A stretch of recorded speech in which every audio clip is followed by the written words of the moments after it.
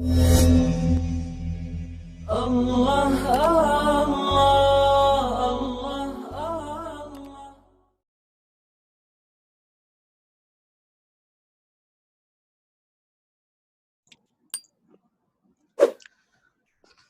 Assalamualaikum warahmatullahi wabarakatuh. Waalaikumsalam warahmatullahi wabarakatuh. Alhamdulillahirabbil alamin wassalatu wassalamu ala sayyidina Muhammadin as-sadiqil wa'dil amin. Rabbi shrah lana sudurana wa yassir lana umurana wahlul 'uqdatam min lisana yafqahu qaulana amin ya rabbal alamin. Alhamdulillah, puji syukur kehadirat Allah Subhanahu wa taala sehingga kita bisa menyambungkan pengajian kita pada hari ini, meneruskan pengajian kita yang semalam ya. Kita masuk kepada hadis yang seterusnya. Jadi hadis ini yang akan kita baca ini di dalamnya akan menerangkan tentang tahapan penciptaan manusia, kemudian berkenaan dengan konsep qadha dan qadar. Kita mulakan saja. An Abi Abdurrahman Abdullah bin Mas'ud radhiyallahu anhu qala, haddatsana Rasulullah sallallahu alaihi wasallam wa huwa as-sadiqul masduq. Inna ahadakum yujma'u khalquhu fi batni ummihi arba'ina yawman. Summa yakunu 'alaqatan misla dzalik. Summa yakunu mudghatan misla dzalik. Summa yursalul malaku fayanfukhu fihi ar-ruh wa yu'maru bi arba'i kalimatin. Bikatbi rizkihi wa ajalihi wa amalihi wa syakiyun aw sa'idun. Ini sampai sini ini berkaitan dengan proses penciptaan manusia.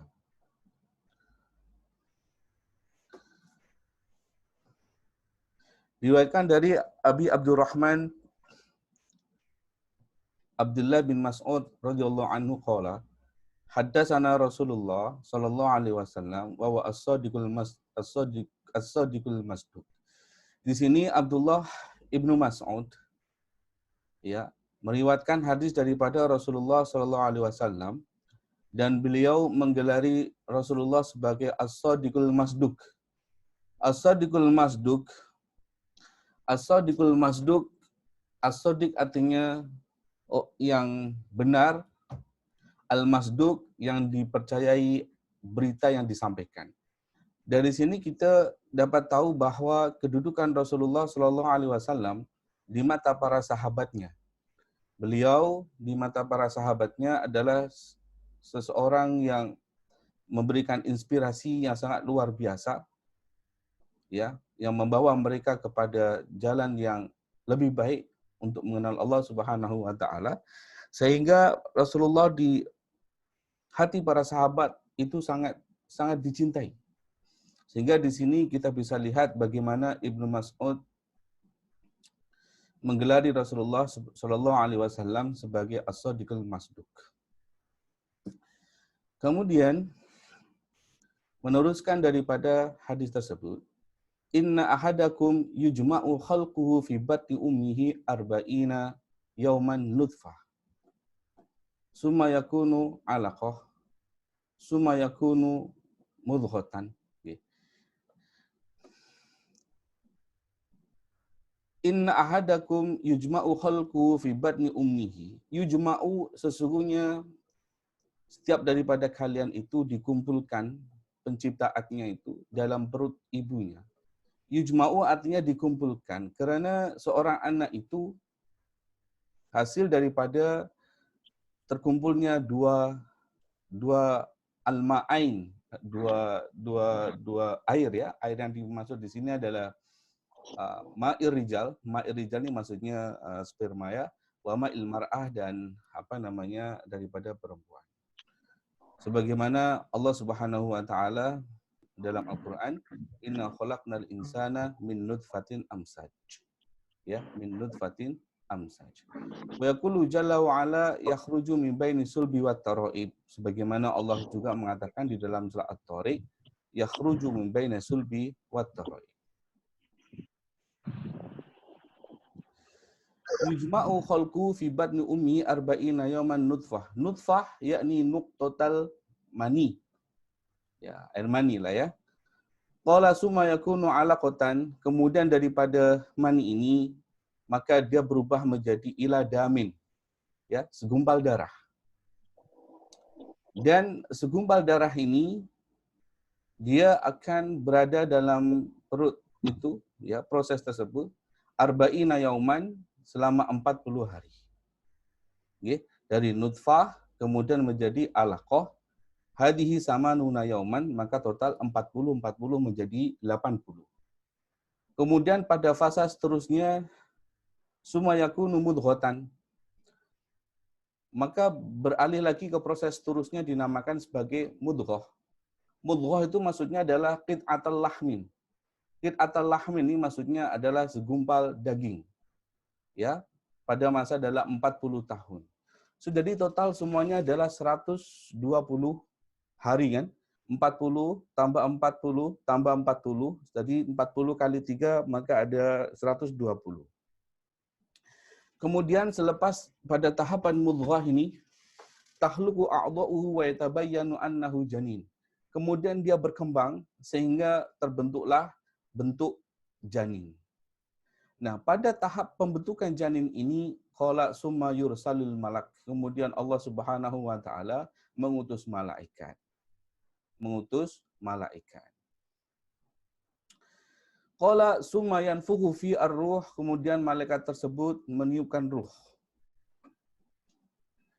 Dari ruh tersebut itu yataharraku biha, janin itu bisa bergerak, ada kehidupan. Ruhul hayah, artinya adalah ruh kehidupan. Okay? Dan pada masa ini, manusia pun tidak tahu hakikat ruh itu seperti apa. Ruh yang dihidupkan kepada janin yang ada dalam diri kita sekarang ini, hakikatnya manusia tidak tahu.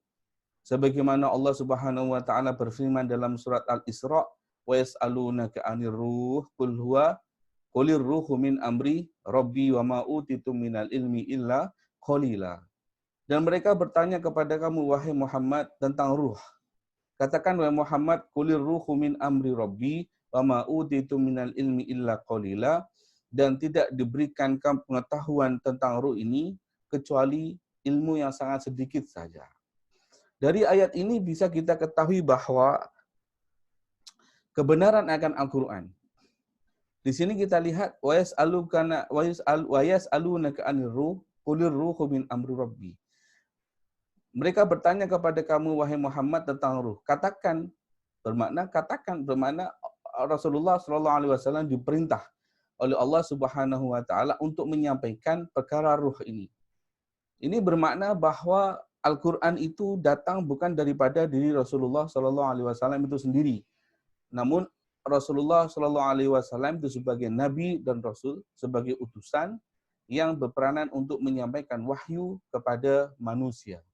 Banyak sekali ayat-ayat yang mengisyaratkan Al-Qur'an itu memang bukan tulisan daripada Nabi Muhammad. Contohnya seperti ayat tentang haid kan. Wa yas'alunaka 'anil mahid qul wa'adha fa'tazilun nisaa fil mahid. Bertanya kepada kamu tentang haid, katakan Muhammad, katakan. Contoh yang lain dalam surat Al-Ikhlas, qul huwallahu ahad. Katakan wahai Muhammad, huwallah, sesungguhnya Allah al-ahad adalah yang esa. Ini menunjukkan bahwa Rasulullah itu sebagai rasul utusan untuk menyampaikan wahyu daripada Tuhan yang Maha Kuasa, yaitu Allah Subhanahu wa taala. Berkenaan dengan hakikat ruh ini, memang Allah Subhanahu wa taala mengatakan dalam surat ayat yang tadi saya nyatakan, wa ma utitum minal ilmi illa qalila, kita tidak diberikan pengetahuan berkaitan dengan ruh ini kecuali hanya sedikit saja. Tapi yang sedikit ini sudah cukup bagi kita, ya. Yang sedikit itu sebetulnya sudah cukup untuk kita. Ya, yang sedikit itu sudah cukup bagi kita, sebetulnya begitu. Dan masih banyak lagi perkara-perkara yang berkaitan dengan ruh yang hakikatnya kita tidak tahu. Kemudian selepas malaikat tersebut meniupkan ruh kehidupan kepada janin tersebut, maka janin tersebut hidup atas izin Allah Subhanahu wa taala, dia berkembang ya. Dia berkembang kemudian sampai pada umur yang telah ditetapkan, lahirlah seorang janin tersebut menjadi seorang manusia, sehingga sampai pada masa seterusnya ruh itu akan kembali kepada Allah Subhanahu wa taala, yang ini dinamakan sebagai kematian. Ruh ini keluar daripada jasad manusia itu terbagi menjadi dua. Yang pertama, imma an takhruja bin naum. Ada kalanya ruh ini keluar daripada jasad manusia itu ketika manusia dalam keadaan tidur. Ini dinamakan sebagai wafatun suhro atau kematian yang kecil. Makanya sebelum kita tidur kan kita disunahkan untuk membaca doa. Apa doa itu? Sebelum tidur itu Bismika Allahumma ahya wa bismika amut. Karena hakikatnya ketika kita tidur ini ruh ini keluar daripada jasad kita. Dan itu dinamakan sebagai wafatun suhro, kematian yang kecil. Wa imma an takhruja bil maut. Yang kedua adalah ruh itu keluar ketika manusia itu memang sudah sampai pada ajalnya. Wa hadil wafatul kubra, dan ini dinamakan sebagai kematian yang besar.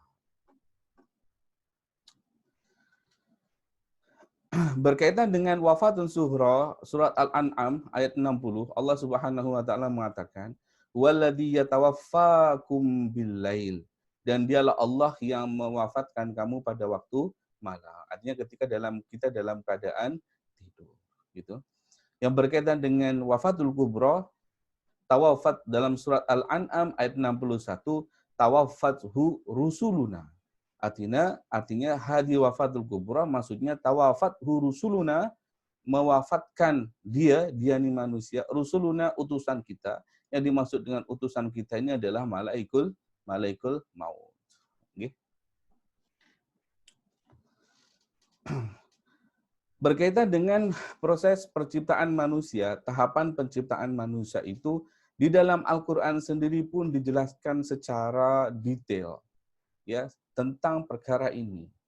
Di dalam surat Al-Mu'minun ayat 12, walaqad khalaqnal insana min sulalatin min tin. Nah, ini manusia diciptakan daripada sulalah mintin, dari tanah liat. Yang dimaksud di sini adalah Nabi Adam. Summa ja'alnahu nutfatan fi qararin makin. Kemudian jadikanlah nutfah pada tempat yang ditentukan. 40 hari yang pertama. Kemudian summa khalaqnahu nutfata 'alaqatan, kemudian daripada nutfah tersebut ya berubah menjadi 'alaqah, segumpal darah. Fa khalaqnal 'alaqata mudghatan, ini dalam surat Al-Mu'minun ya. Kemudian dari segumpal darah tersebut menjadi segumpal daging. Fa khalaqnal mudghata 'idhaman fakasawnal 'idhama lahma. Kemudian daripada segumpal daging tersebut, maka Allah Subhanahu wa taala ciptakan tulang, dan tulang tersebut dibalut dengan daging. Summa ansha'nahu khalqan akhar.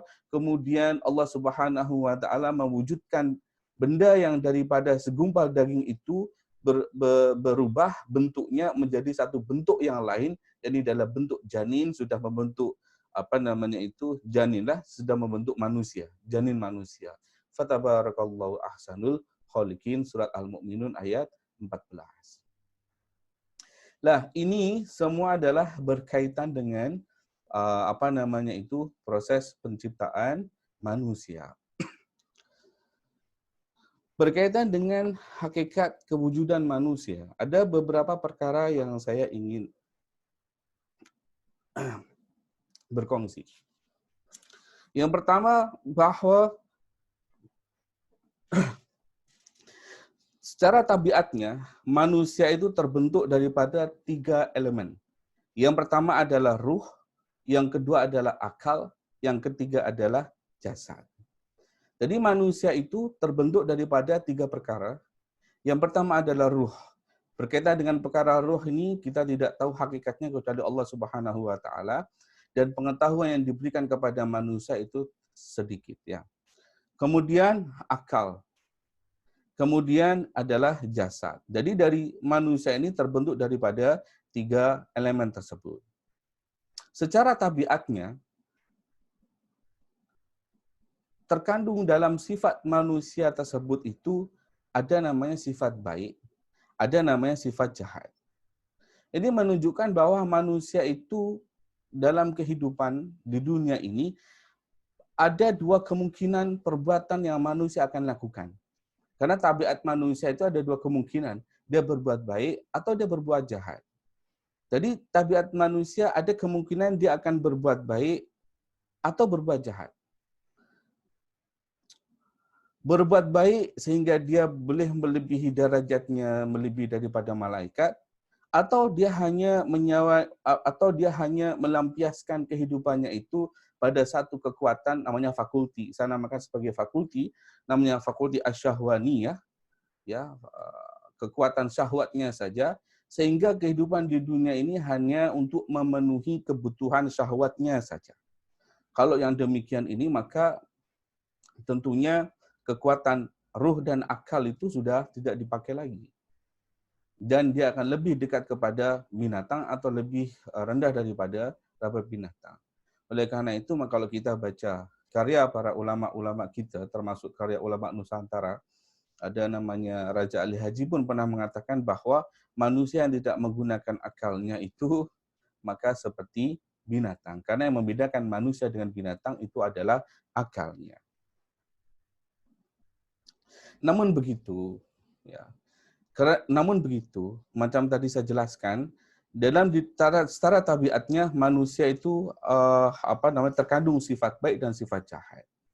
Ya, terkandung 2 sifat baik dan sifat jahat, dan dari 2 kandungan ini maka ada 2 kemungkinan manusia berbuat perkara yang baik atau manusia buat perkara yang jahat.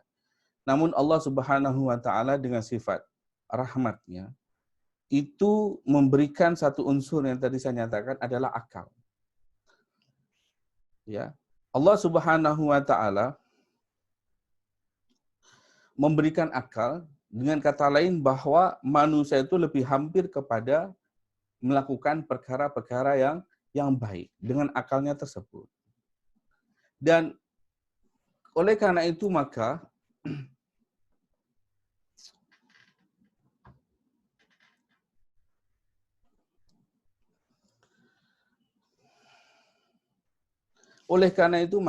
kalau kita lihat setiap perbuatan manusia itu dorongan untuk melakukan sesuatu itu dipacu daripada atau timbul atau lahir daripada 2 dorongan. Yang pertama adalah dari fakulti asyahwaniyah, syahwanian, ya, syahwat. Yang kedua adalah fakulti al-ghadabiyah. Kalau dalam Ihya dinamakan al-ghadabiyah, ada namanya fakulti asyahwaniyah, ada fakulti al-ghadabiyah.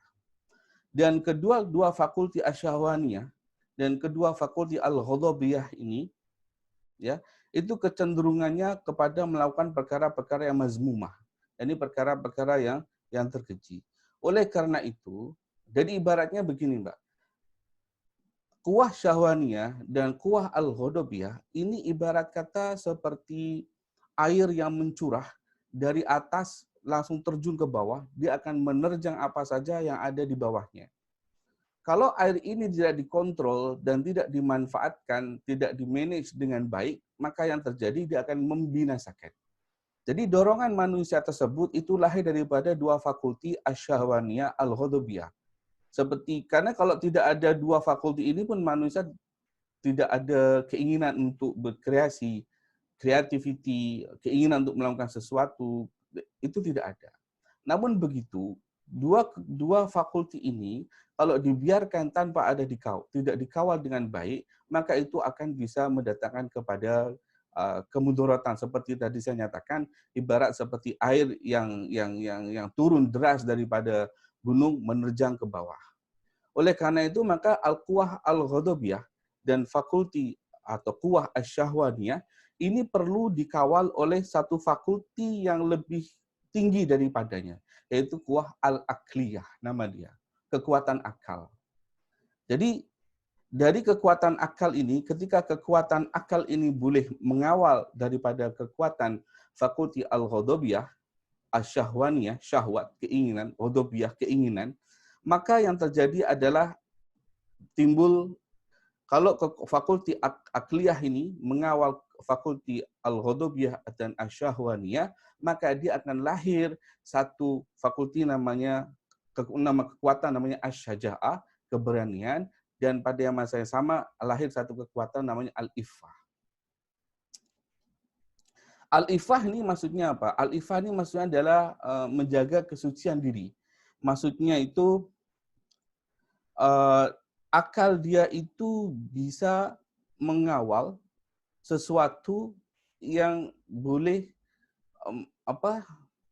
menjadikan seseorang itu menjadi, contohnya seperti sifat tamak. Iffah itu kan menjaga kesucian diri sebetulnya. Ya, menjaga kesucian diri daripada sifat-sifat yang mazmumah. Kalau al-quwa syaja'ah, keberanian, yakni akal kita ini ya mengawal daripada fakulti-fakulti yang tersebut tadi itu, sehingga keberanian kita, daya kita dalam melakukan sesuatu itu selalu bertepatan dengan kaedah-kaedah hukum syarak. Karena akal kita ini tentulah digunakan untuk mengawal kekuatan tersebut, dan dengan akal kita ini sepatutnya kita boleh mengenal Allah, mengenal mana yang boleh, mana yang tidak. Kemudian seperti seorang lagi, agak jelimet ya, tidak apa-apa. Permulaan begitu. Jadi seorang lagi, perbuatan manusia itu didorong dari dua fakulti. Yang pertama adalah fakulti al-quwah asyahwaniyah. Yang kedua adalah dari fakulti al-ghadabiyah. Karena dari kekuatan asyahwaniyah dan al-ghadabiyah ini, maka dia seperti keinginan manusia untuk melakukan sesuatu. Kedua fakulti ini agar dia boleh dikawal dan dimanfaatkan pada perkara-perkara yang baik, maka dia perlu dikawal oleh satu fakulti yang di atasnya, itu dinamakan sebagai fakulti al-akliyah.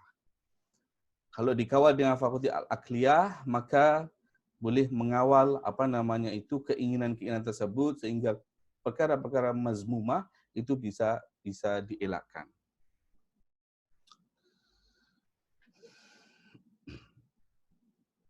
Di dalam akal manusia, Allah Subhanahu wa taala ini ya melimpahkan satu hikmah yang dinamakan sebagai al-hikmah al-ilmiyah an-nazariyah, yaitu hikmah al-ilmiyah an-nazariyah. Artinya kekuatan ilmiah an-nazariyah yang bisa merenung, memikirkan asal-usul kejadian manusia, hakikat Allah Subhanahu wa taala, dan seterusnya. Jadi dari akal tersebut Allah memberikan kekuatan namanya al-hikmah al-ilmiyah an-nazariyah, yaitu hikmah akal boleh digunakan untuk berpikir, merenungkan tentang hakikat kewujudan. Ya. Nah, untuk mencapai kepada hakikat kewujudan nazariyah, hakikat memikirkan tentang sesuatu kewujudan, hakikat manusia, hakikat Allah dan seterusnya, itu perlu prasyarat.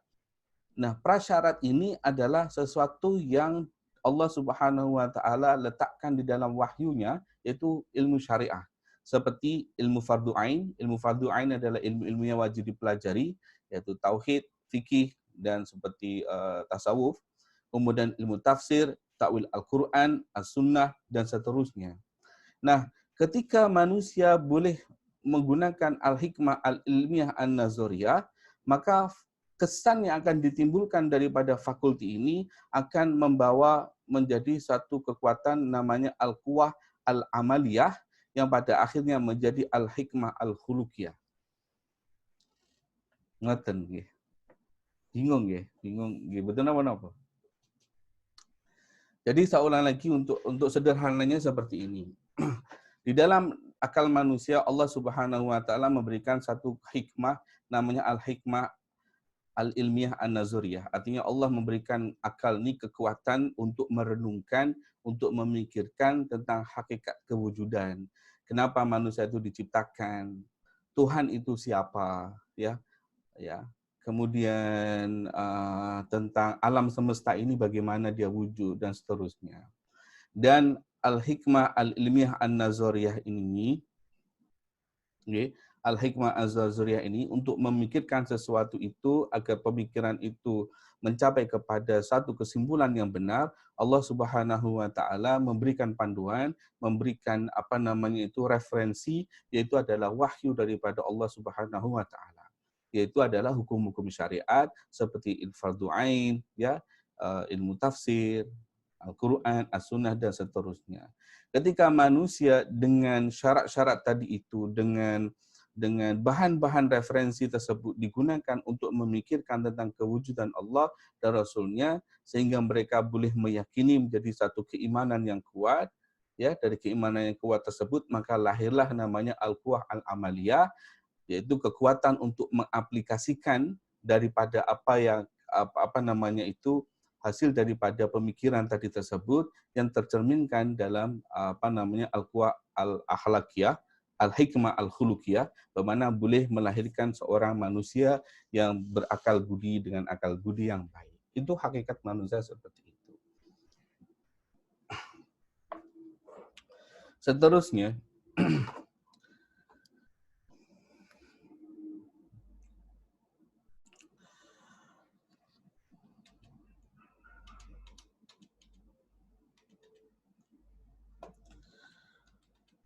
kemudian hadis tersebut menjelaskan tentang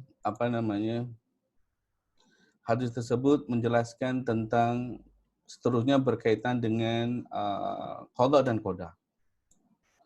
Kalau kita perhatikan, ketika malaikat tersebut sudah meniupkan ruh, kemudian malaikat diperintahkan untuk 4 perkara. Wa yu'maru bi arba'i kalimatin. Yang pertama adalah bikatbi rizkihi. Malaikat itu diperintah oleh Allah Subhanahu wa taala untuk menuliskan rizkinya. Wa ajalihi, ajalnya. Wa amalihi, dan perbuatannya. Wa syakiyun au sa'idun, bahagia, celaka, ataukah dia termasuk kategori orang yang beruntung. Jadi 4 perkara ini sudah ditentukan oleh Allah Subhanahu wa taala semenjak kita masih ada di alam ruh. Rizki dan ajal. Untuk pengetahuan bahwa rizki dan ajal itu adalah 2 perkara yang saling berkait. Manusia ini ketika rizkinya sudah habis, maka dia akan meninggal. Karena tidak mungkin manusia itu bisa hidup tanpa daripada rizki yang Allah berikan. Rizki ini bukan bermakna hanya makanan, minuman, dan kebutuhan asas, tapi rizki itu seperti kita bernafas, oksigen, dan seterusnya, itu semuanya adalah rizki. Jadi manusia ini ketika rizkinya sudah habis, maka habislah ajalnya. Begitu ya. Wa amalihi wa syakiyun au sa'idun, celaka atau bahagia. Berkaitan dengan qada dan qadar. Qada itu apa sebetulnya? Dan qadar itu apa? Definisi qada, ya. Ulama memberikan definisi seperti berikut. Qada adalah iradatullah ta'ala al-azaliyah al-muta'alliqah bil asya' ala wifqi ma satujadu alaihi fil mustaqbal. Jadi qada itu adalah kehendak Allah yang bersifat azali. Azali maksudnya adalah sejak zaman dulu sebelum semua ini ada. Azali. Kehendak Allah Subhanahu wa taala semenjak zaman azali terhadap sesuatu. Ya. Qada artinya adalah kehendak Allah Subhanahu wa taala terhadap sesuatu sejak zaman azali. Kehendak apa? Untuk mewujudkan perkara tersebut pada masa hadapan. Itu namanya qada. Sedangkan qadar atau kalau kita namakan sebagai takdir, sebetulnya qada dan qadar ini maknanya sama. Manusia mengenal dengan satu makna, tapi ulama ini mendefinisikan menjadi 2 perbezaan. Dan qadar ini adalah ijadul asya' ala maqadiriha al-mahdudati bil qada. Jadi qadar ini adalah realisasi daripada ketetapan Allah ya, dan sesuai dengan apa yang Allah sudah kadarkan. Untuk memahami konsep qada dan qadar, saya akan berikan satu contoh yang mudah untuk dipahami. Kalau Anda semua melihat satu bangunan yang sangat besar, bangunan apa contohnya ya? Bangunan masjid contohnya ya, atau bangunan masjid. Ketika Anda melihat bangunan masjid, sebelum masjid itu ada, maka arsitek dia akan membuat perencanaan. Dia akan menggambar, dia punya desain, arsitek itu membuat gambar arsitek ya, digambar, dirancang. Sewaktu dia merancang itu, masjid itu kan belum ada. Jadi merancang, kemudian dia akan tentukan ini masjid mau dibuat berapa lantai, tingginya berapa meter, lebarnya berapa meter, ya kan ya. Kemudian kubahnya itu diberi warna apa, kemudian yang digunakan itu simen yang jenis apa, kemudian pasirnya berapa, jendelanya ada berapa, tingkapnya ada berapa, pintunya ada berapa, pintu dibuat daripada apa, ukurannya berapa. Secara detail arsitek itu akan merencanakan. Berarti bermakna perencanaan untuk membuat masjid pada masa hadapan. Kemudian pada hari hanya realisasi daripada perencanaan tersebut itu, maka masjid itu akan dibangun sesuai dengan gambar arsitek, perencanaan tadi itu. Sama. Tingginya berapa, lebarnya berapa, pintunya ada berapa, kemudian kubahnya warnanya apa, itu akan dibangun sesuai dengan perencanaan yang sudah digambarkan tadi itu. Kalau kita hubungkan dengan pengertian qada dan qadar, seperti contoh tentang kewujudan manusia. Allah Subhanahu wa taala sudah zaman azali menetapkan akan mewujudkan satu makhluk namanya manusia. Contohlah namanya si Imran misalkan. Sebelum zaman azali. Dan tahun 2020 realisasi daripada ketetapan Allah zaman azali itu diwujudkan. Itu namanya qadar. Ketetapan yang zaman azali itu namanya qada. Realisasi daripada ketetapan Allah yang zaman azali itu namanya qadar. Dan qadar realisasi tersebut itu sama dengan ketetapan yang Allah tetapkan pada zaman azali. Jadi si bakar tadi itu kulitnya warnanya seperti apa, ya, lahir daripada bapaknya siapa, ibunya siapa, neneknya siapa, itu semuanya sama dengan ketetapan Allah.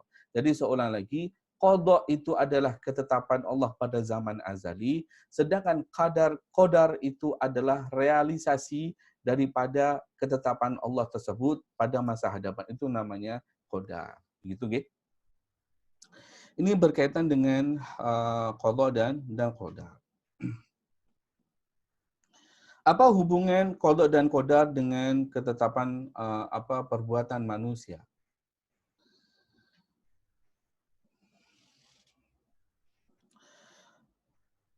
Sesungguhnya manusia ini dia tidak tahu apa yang Allah tetapkan pada masa hadapan.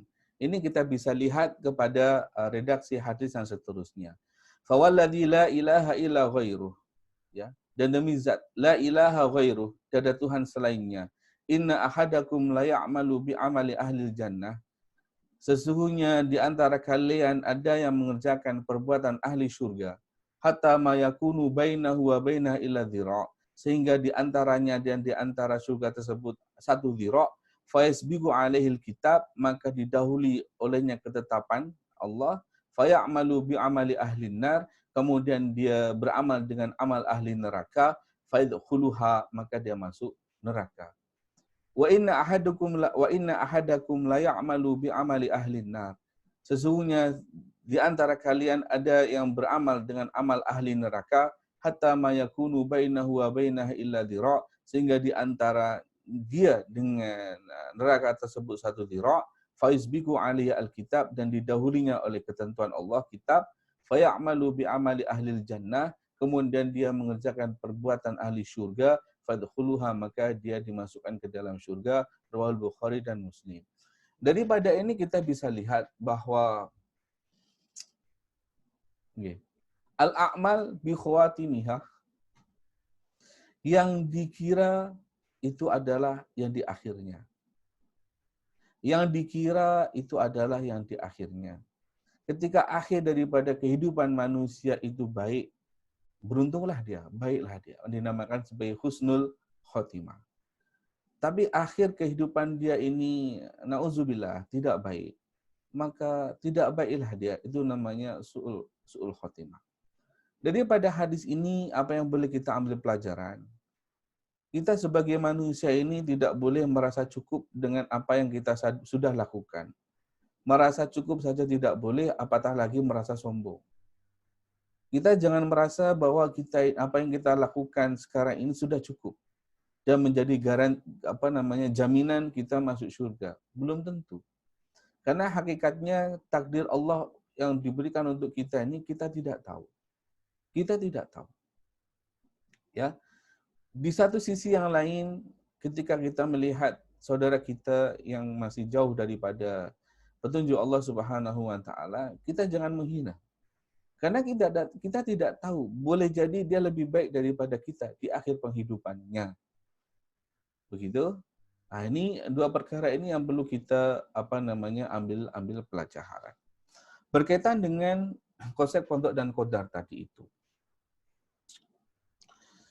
Perbuatan manusia ini terbagi menjadi dua. Ada perbuatan yang manusia ini tidak ada pilihan. Ada perbuatan yang manusia ini tidak ada pilihan. Yang kedua adalah di mana perbuatan manusia ini manusia ada pilihan untuk menentukannya. Apa contoh perbuatan manusia yang manusia tidak ada pilihan sama sekali? Bahkan di alam semesta ini banyak kejadian ini yang memang tak ada pilihan untuk dilakukan. Seperti perubahan cuaca, dia tak ada pilihan. Itu memang kehendak Allah. Dalam perbuatan manusia secara khususnya seperti lapar, kenyang, tidur. Kita tak ada pilihan untuk itu semua. Satu contoh misalkan, sekarang kalau saya minta Anda untuk tidur, Anda tidak boleh tidur. Bahkan ketika kita mau tidur pun kita hanya berusaha untuk tidur. Tapi kapan kita tidur itu kita tidak tahu. Tiba-tiba kita tidur saja. Sebagaimana halnya kita bangun.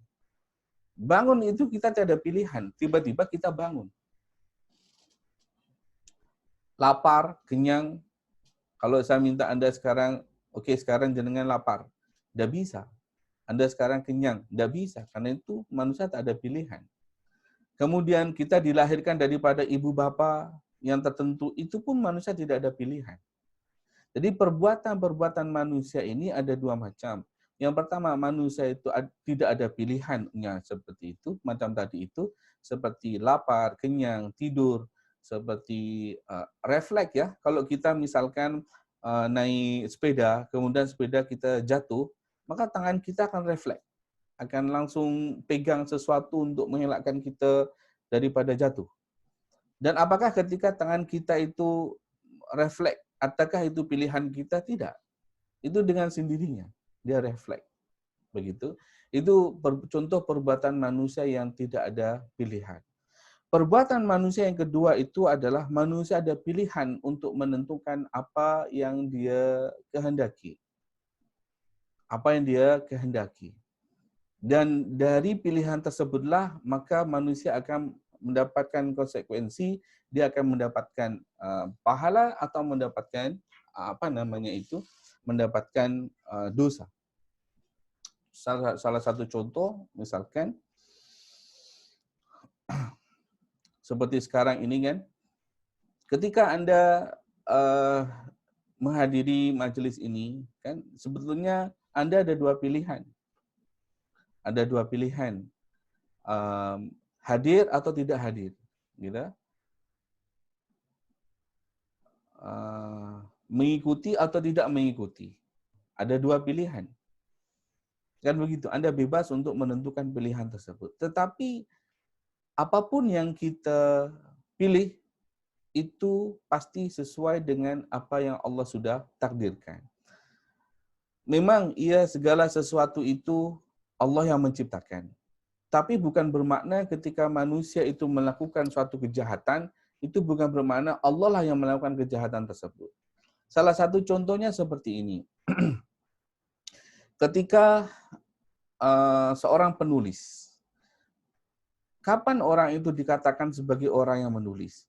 Yang pertama adalah ketika semua bahan-bahan itu ada. Kertasnya ada, pennya pun ada, ya. Kemudian dalam dalaman manusia itu tangannya ada kekuatan, kemudian kekuatan untuk menulis, tangan masih sehat, dan semua elemen-elemen ini memang Allah yang menciptakan. Tapi tidak semestinya semua kalau ini sudah ada, bermakna manusia itu dikatakan sebagai orang yang menulis, tidak.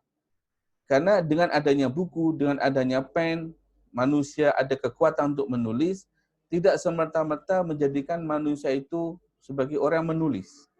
Bila manusia itu dikatakan sebagai menulis, ketika semua perkara ini yang Allah ciptakan ini sudah wujud, kemudian ada namanya iradah, keinginan dalam diri manusia, azam diri manusia untuk menulis.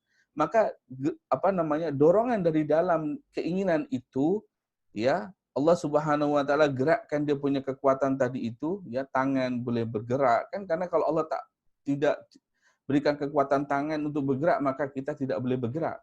Kemudian keinginan manusia menulis tersebut dia goreskan dia punya pen ke dalam kertas, maka dia dikatakan sebagai menulis. Sebagai menulis. Seperti itu.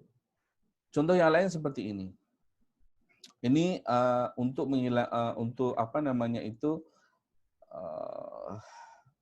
agar manusia tidak salah paham berkaitan dengan qada dan qadar. Memang macam seperti yang saya nyatakan tadi itu, memang segala sesuatu itu Allah yang menciptakan. Tapi bukan bermakna ketika manusia itu melakukan suatu kemungkaran, itu Allah yang ciptakan. Salah satu contoh seperti ini, ketika ada seorang manusia naik mobil, kemudian mobil itu melanggar orang.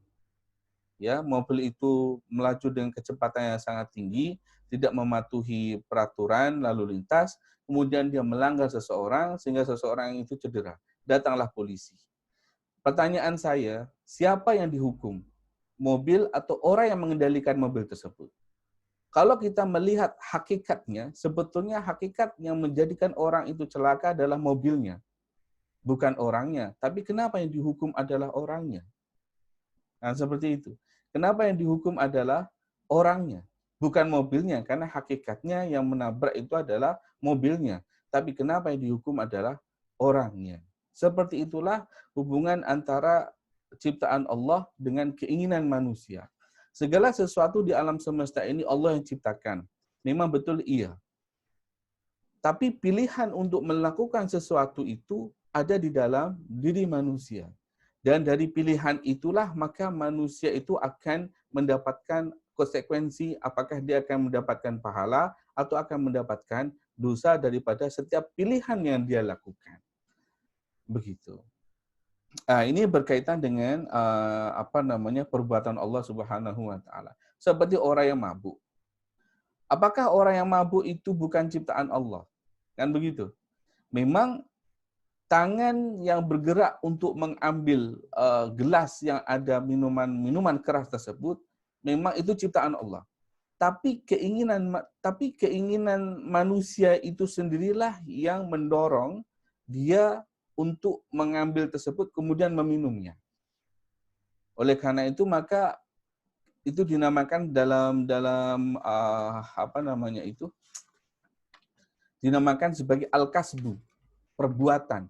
Jadi perbuatan yang timbul daripada iradah manusia ini sehingga meminum minuman keras tersebut, itulah yang akan dihisab oleh Allah Subhanahu wa taala. Itulah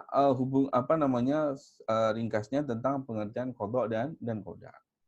Kemudian kalau ada orang kemudian kalau ada orang mengeluh, kan ya? Ada orang mengeluhkan tentang keadaan dia, dan dia memprotes tentang apa yang Allah lakukan. Sebetulnya kan begini. Allah Subhanahu wa taala adalah Tuhan semesta alam, dan dia boleh melakukan apa saja apa yang dia kehendaki. Terkadang manusia ini dia merasa tidak puas hati tentang ketetapan yang Allah berikan kepadanya. Walaupun ketetapan yang diberikan kepadanya tersebut hakikatnya itu baik untuk dia. Kan begitu. Tapi kadang manusia ini juga tidak sadar, seperti halnya kalau saya boleh contohkan, seseorang memelihara ayam, dipelihara dari kecil, dibesarkan, lepas besar kemudian ayam itu disembelih. Ayam itu disembelih.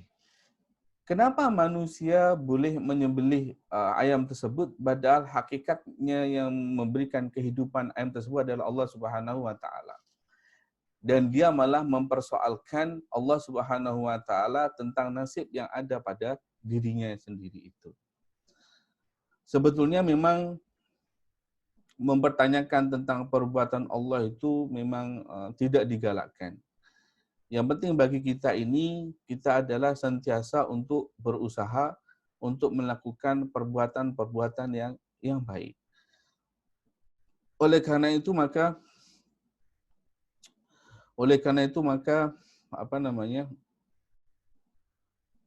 seorang mukmin yang faham tentang makna qada dan qadar, tentu dia akan berjalan sesuai dengan hadis Rasulullah SAW. Rasulullah mengatakan, ajaban li amril mu'min. Inna amrahu kullahu khairun, wa laysa dzalika li ahadin illa lil mu'min. Sungguh menghairankan perkara orang yang beriman, karena sesungguhnya segala perbuatannya itu adalah baik.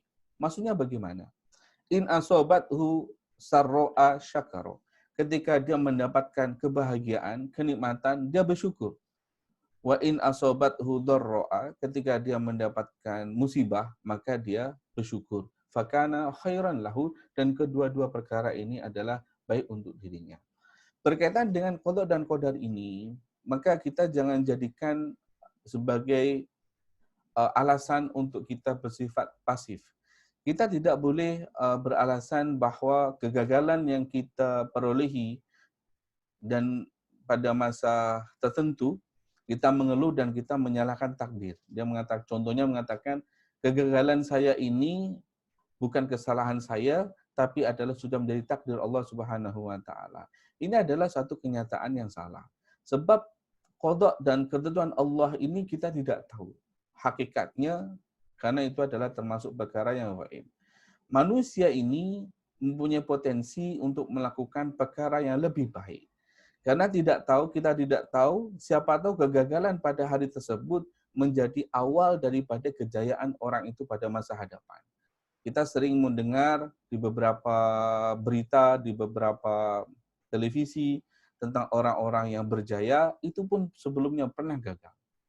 Tapi mereka tidak menyalahkan takdir akan kegagalan tersebut, tapi menjadikan motivasi bahwa dia akan berusaha untuk menjadi lebih baik pada masa hadapan karena dia tidak tahu takdir untuk dia ke depan itu bagaimana. Oleh karena itu ada satu cerita, pada zaman dulu itu ada seorang pencuri. Ada seorang pencuri itu ditangkap oleh hakim. Ketika didudukkan dalam majelis mahkamah, kemudian pencuri ini mengatakan, hakim, Anda tidak bisa menghukum saya, karena saya mencuri ini karena takdir Allah. Bermakna Anda menentang takdir Allah, saya sebagai pencuri. Hakim kemudian diam, dan dia berpikir. Kemudian pada masa ditentukan, tiba masanya untuk memvonis, menjatuhkan hukuman kepada sang pencuri tersebut. Kemudian hakim berkata, baik, wahai pencuri, hari ini saya tetapkan Anda dihukum penjara. Anda dihukum penjara. Pencuri itu memprotes. Loh, kenapa Anda menghukum saya? Bukankah saya mencuri itu karena takdir Allah? Hakim itu menjawab, iya betul, dan saya memutuskan Anda untuk dimasukkan penjara pun juga takdir Allah.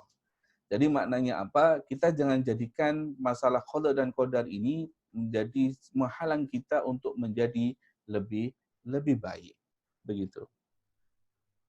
Seperti yang saya nyatakan dalam apa namanya itu yang semalam, bagaimana Sayyidina Umar Ibn Khattab ketika hendak pergi ke Syam, kemudian ada wabah penyakit di sana, datanglah sahabat menjumpai beliau di luar kota Syam, mengatakan, wahai Amirul Mukminin, sesungguhnya di Syam itu ada wabah penyakit, maka marilah kita bermusyawarah dan Anda yang memutuskan. Kemudian Sayyidina Umar bermusyawarah dengan para sahabatnya, ada dua pendapat, ada yang mengatakan, wahai Sayyidina Umar, Anda datang dalam keadaan yang baik, niatnya dalam niat yang baik, maka teruskan saja, insya Allah Allah akan menjaga kamu. Pendapat yang kedua mengatakan, kita balik saja, wahai Amirul Mukminin, ke Madinah, karena banyak sahabat-sahabat Ansar di antara kita, dan seterusnya. Singkat cerita, maka Amirul Mukminin Sayyidina Umar ini memutuskan untuk kembali ke Madinah. Dan ada salah satu sahabat ini mengatakan, wahai Amirul Mukminin, apakah Anda lari daripada takdir Allah? Dan Amirul Mukminin Sayyidina Umar ini merasa terkejut karena yang mengatakan tersebut adalah termasuk sahabat, ya, sahabat. Beliau mengatakan, iya, saya lari daripada takdir Allah kepada takdir Allah yang lain. Ini menunjukkan apa? Menunjukkan bahwa kita ini tidak tahu takdir yang ditentukan kepada kita. Oleh karena itu maka kita perlu untuk mencari takdir yang terbaik untuk kita. Berusaha untuk menjadi yang lebih baik untuk kita. Memang kita ada, macam tadi saya katakan, ada beberapa ketentuan Allah yang manusia tidak ada pilihan. Seperti penciptaan manusia. Jangan diciptakan dengan wujud fisikal yang sedemikian itu memang sudah takdir Allah. Tidak bisa dirubah-rubah lagi. Malah merubah wujud penciptaan Allah kan hukumnya tidak boleh. Contoh hidung saya yang pesek ini saya jadikan ke depan itu kan tidak boleh. Memang saya tidak diciptakan seperti ini. Kan begitu. Tapi dalam perkara-perkara bersifat ikhtiari, pilihan-pilihan ini manusia ada kesempatan untuk berusaha menjadi lebih baik. Karena hakikatnya manusia itu tidak tahu apa yang berlaku pada masa hadapan. Berkaitan dengan hadis ini, ada sahabat bertanya, Dul, bagaimana Rasulullah? Apa yang perlu kita buat? Kalau akhirnya kita tidak tahu apa nasib kita, apa yang perlu kita buat? Rasulullah mengatakan, perbanyaklah berbuat kebaikan. Berusahalah untuk selalu berbuat kebaikan. Karena hakikatnya kita tidak tahu di akhir penghujung hidup kita ini seperti apa. Begitu ya. Ini berkaitan dengan apa namanya itu, qada dan qadar.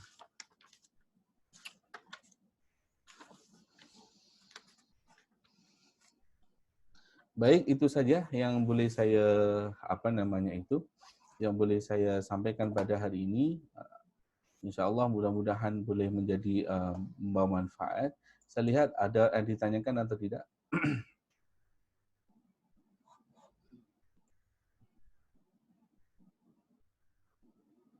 Mana yang chat?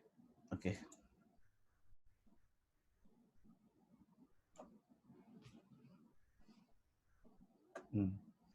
Ada yang ditanyakan? Berkaitan dengan perkara ini? Tidak ada? Baik. Jadi kalau tidak ada, maka kita tutup majelis ini dengan bacaan tasbih kafarah dan surat wal asr. Tapi sebelumnya perlu kita ingatkan bahwa kita mesti berusaha untuk melakukan perkara yang baik, karena kita tidak tahu akhirnya kita seperti apa. Karena daripada hadis ini merupakan satu peringatan bagi kita bahwa yang akan dihitung itu adalah akhirnya. Dan kita berdoa kepada Allah Subhanahu wa taala, mudah-mudahan dalam akhir hidup kita ini kita termasuk orang-orang yang meninggal dalam keadaan husnul khotimah, dan kita dijauhkan daripada akhir hidup kita ini dalam keadaan yang suhul khotimah. Baik, kita akhiri majelis ini dengan bacaan tasbih kafarah dan surat wal asr. Bismillahirrahmanirrahim. Subhanakallahumma wa bihamdika asyhadu an la ilaha illa anta astaghfiruka wa atubu ilaik. Bismillahirrahmanirrahim. Wal asri innal insana lafi khusr illa allazina amanu wa 'amilus solihati wa tawasaw bil haqqi wa tawasaw bis sabr. Wassalamualaikum warahmatullahi wabarakatuh.